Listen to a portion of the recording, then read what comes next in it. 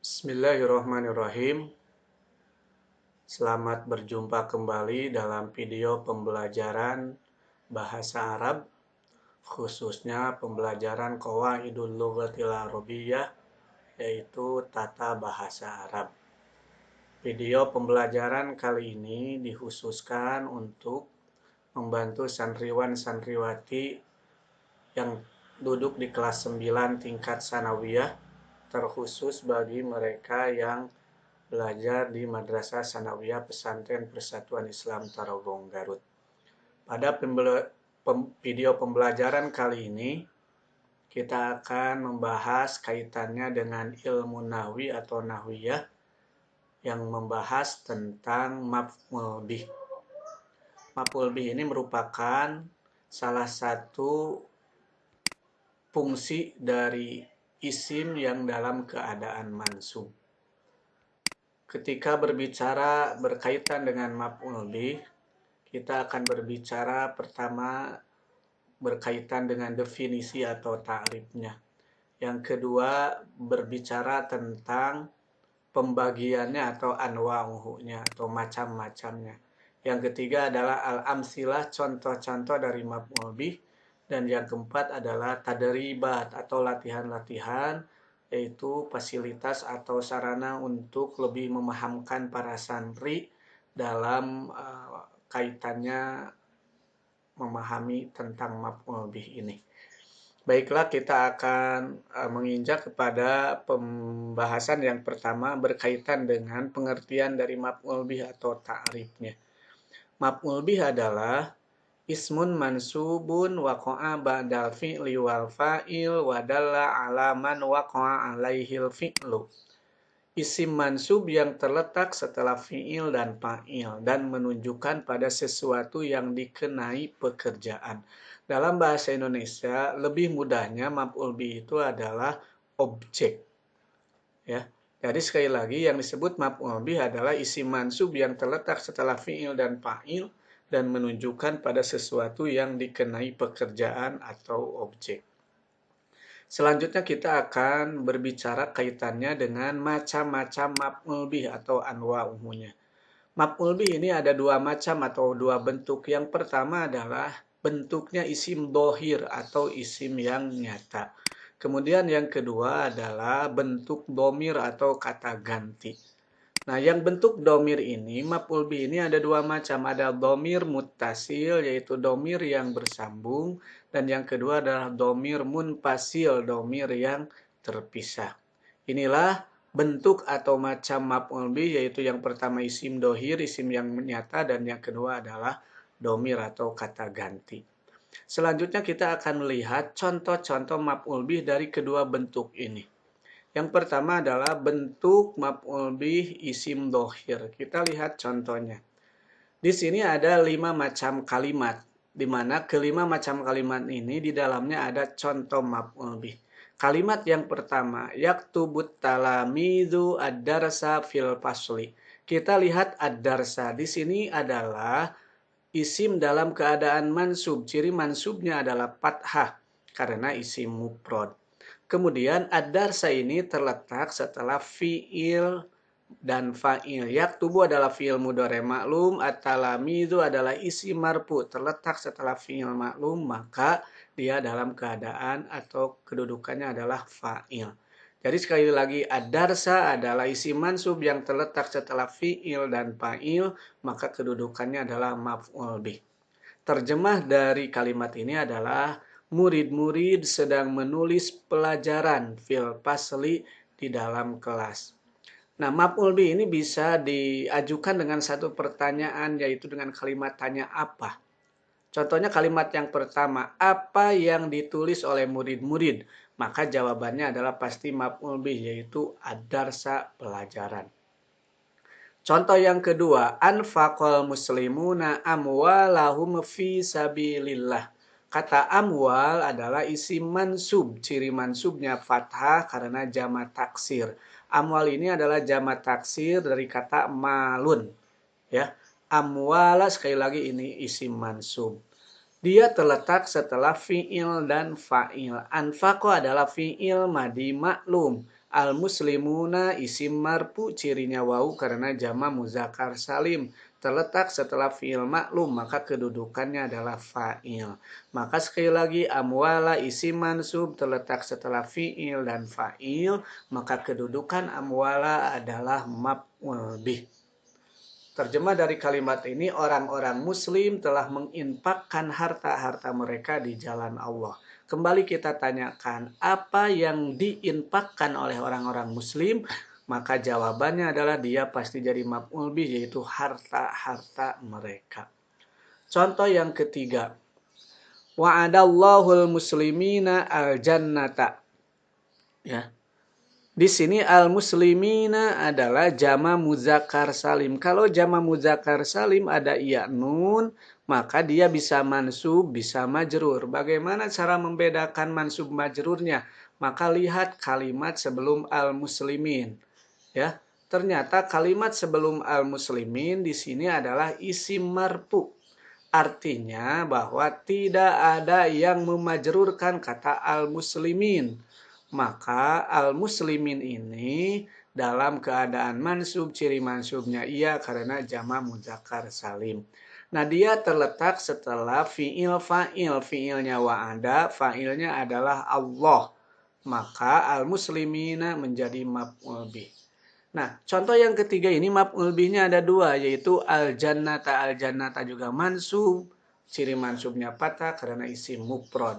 Dia terletak setelah fi'il, fa'il, dan maf'ul bih yang pertama, maka kedudukannya adalah maf'ul bih tsani atau maf'ul bih yang kedua. Artinya Allah telah menjanjikan kepada orang-orang muslim ini al-jannata, yaitu surga. Contoh yang ketiga, nasarul muslimuna al-muslimati yauma badrin. Kata al-muslimat adalah jama muannas salim, cirinya alif ta. Nah, jama muannas salim kita lihat harokat akhirnya kasroh.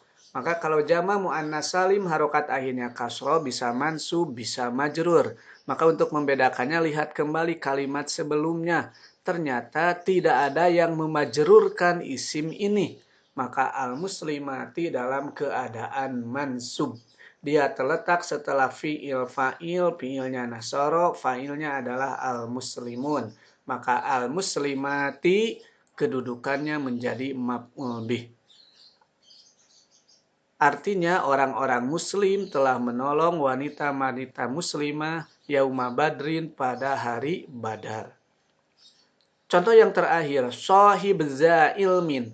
Di sini ada kata za. Za ini termasuk al-asma'ul khamsah. Kalau al-asma'ul khamsah huruf akhirnya adalah alif, maka dia dalam keadaan mansub. Ya, jadi za ini dalam keadaan mansub. Terletak dia setelah fi'il. Fi'ilnya adalah sohib. Sohib ini fi'il amr.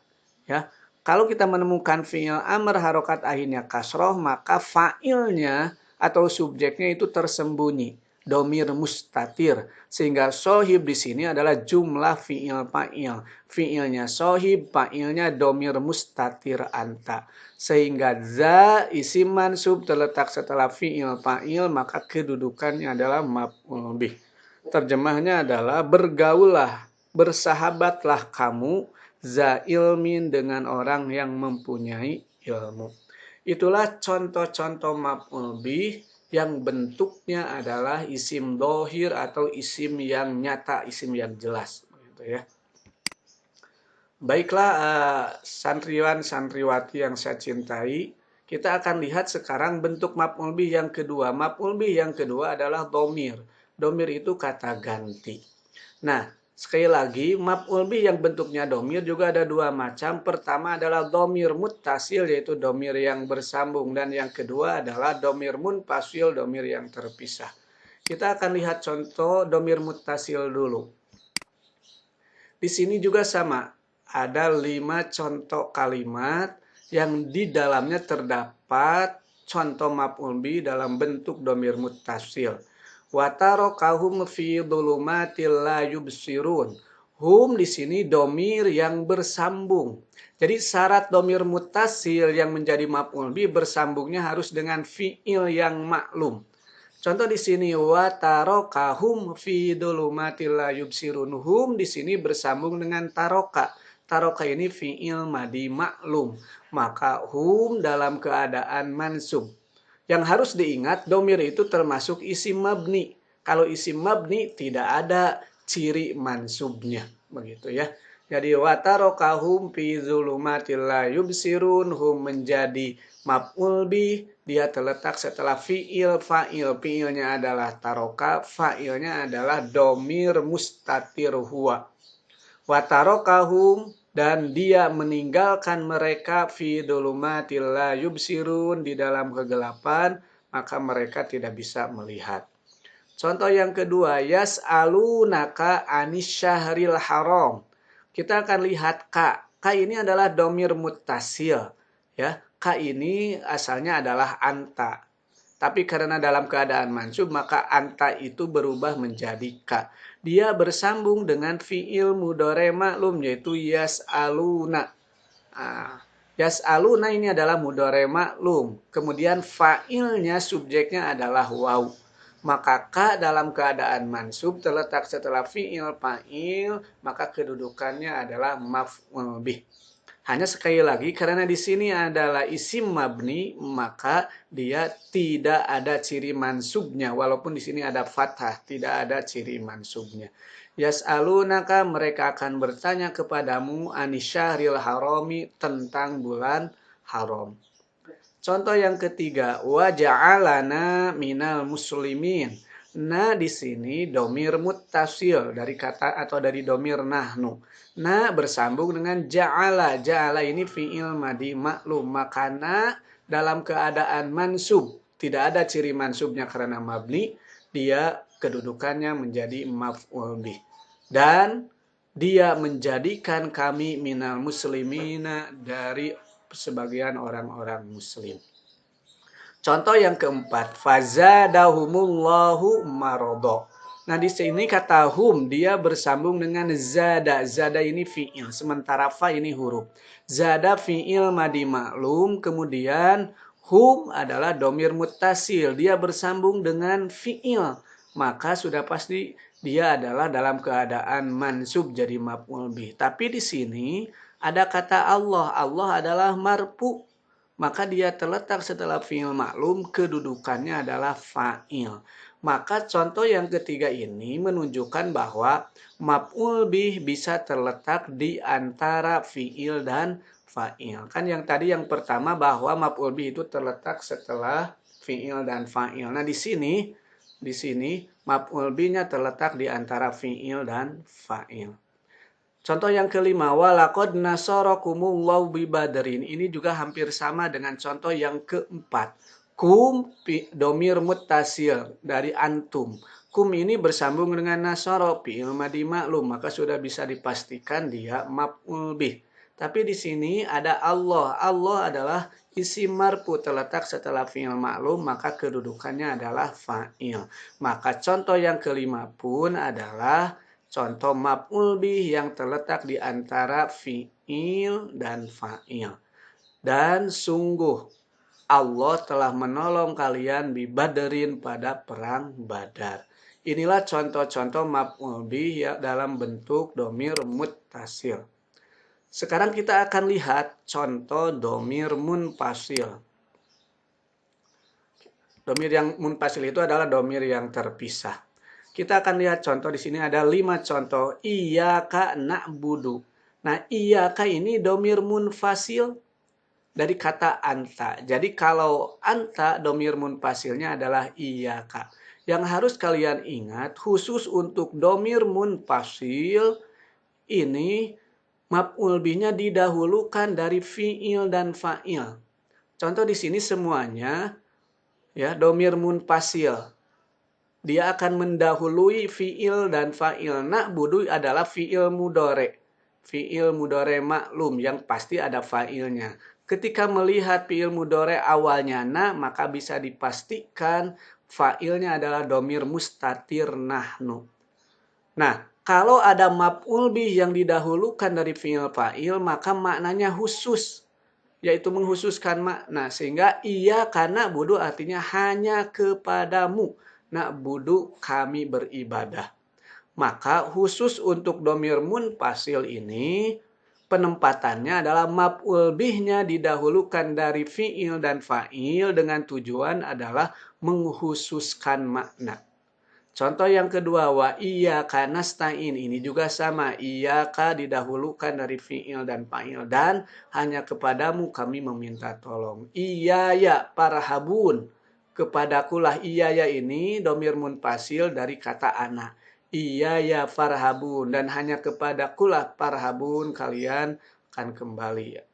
Iyaya fattakun, kepadakulah kalian harus bertakwa. Contoh yang lain, iyaki uhibbu, hanya kepadamulah wanita uhibbu, saya suka. Jadi sekali lagi khusus untuk domir munfasil, maka